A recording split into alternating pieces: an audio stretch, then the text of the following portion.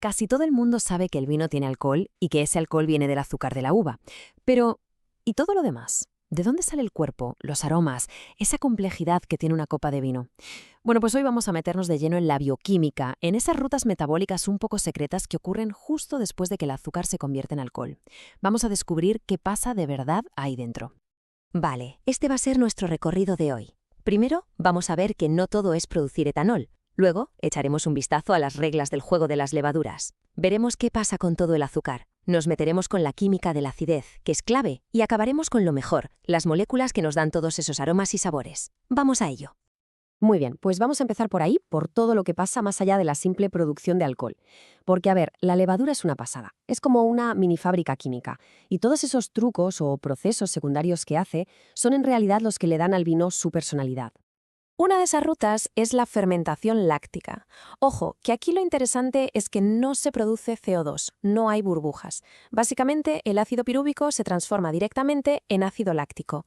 Y esto es importantísimo porque es lo que hace que un vino se sienta más suave, más redondo, transforma esa acidez un poco punzante en algo mucho más cremoso. Ahora vamos con la gliceropirúvica. El nombre suena complicado, pero el resultado lo conocemos todos, el glicerol.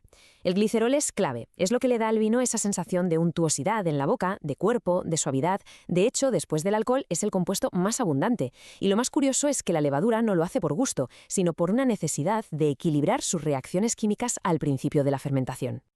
¿Y cómo se llega a ese glicerol? Pues es un proceso bastante directo, en solo 2 pasos. Primero, una molécula llamada dihidroxiacetona fosfato se reduce y luego el resultado se hidroliza para dar lugar al glicerol final. Es increíble pensar que esta reacción tan concreta es la responsable directa de esa sensación de cuerpo que tanto valoramos en un vino.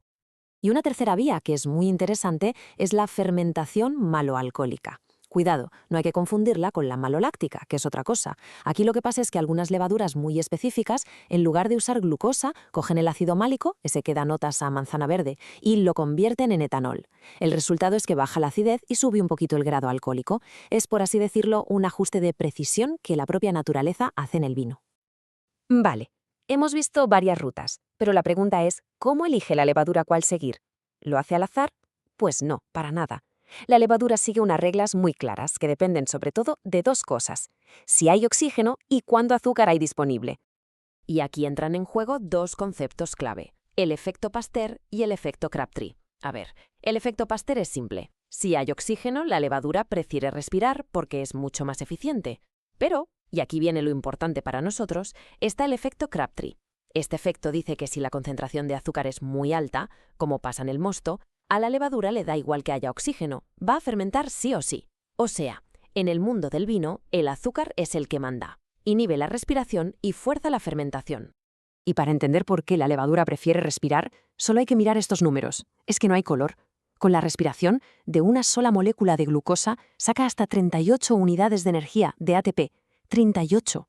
Con la fermentación, solo saca 2. La diferencia es brutal. Por eso, en condiciones normales, siempre elegiría respirar. Pero claro, en el vino las condiciones no son normales. Bien, entonces sabemos que la levadura se pone a fermentar todo ese azúcar. Y la mayor parte, claro, se convierte en alcohol, en etanol. ¿Pero qué pasa con el resto? ¿Se desperdicia? Para nada. Es justo en ese pequeño porcentaje restante donde se esconde gran parte de la magia del vino. Todos esos compuestos que le dan su carácter. Este gráfico lo ilustra perfectamente. Fijaos, entre el 92 y el 95% del azúcar acaba siendo etanol. Un 1% se usa para que la propia levadura crezca, para crear biomasa.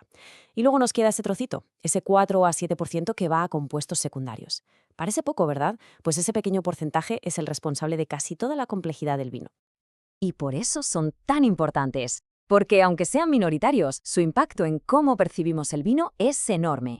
Ya hemos hablado del glicerol, que aporta cuerpo, esa textura suave, pero también está el ácido succínico, que da unas notas muy sutiles, saladas y amargas, que aportan muchísima complejidad. Y por supuesto, los alcoholes superiores, que son una fuente gigantesca de aromas. Cambiamos de tercio y nos vamos a uno de los pilares fundamentales del vino, la acidez. La acidez es literalmente la columna vertebral del vino. Es lo que le da frescura, estructura, capacidad de envejecer, vamos, lo que le da vida. Y es interesante saber que los ácidos del vino tienen un doble origen. Por un lado están los que ya vienen en la uva, los que trae de la viña, principalmente el tartárico y el málico, también un poco de cítrico. Y por otro, están los que se generan durante la fermentación por la acción de las levaduras y las bacterias, como el láctico, el succínico y el acético. Y claro, cada uno de estos ácidos aporta una cosa distinta. El tartárico es el más característico del vino, da una acidez fresca, muy agradable. El málico es más verde, más agresivo, como morder una manzana verde. El láctico, que viene de la fermentación, aporta suavidad, notas lácteas. El succínico, como decíamos, esas notas salinas y amargas tan complejas. Y luego está el acético, que en pequeñas dosis da complejidad, pero si se pasa, ya sabemos lo que pasa. El vino se pica, sabe a vinagre. Vamos a detenernos un segundo en el ácido succínico, porque es bastante curioso. Se puede formar tanto con oxígeno como sin él.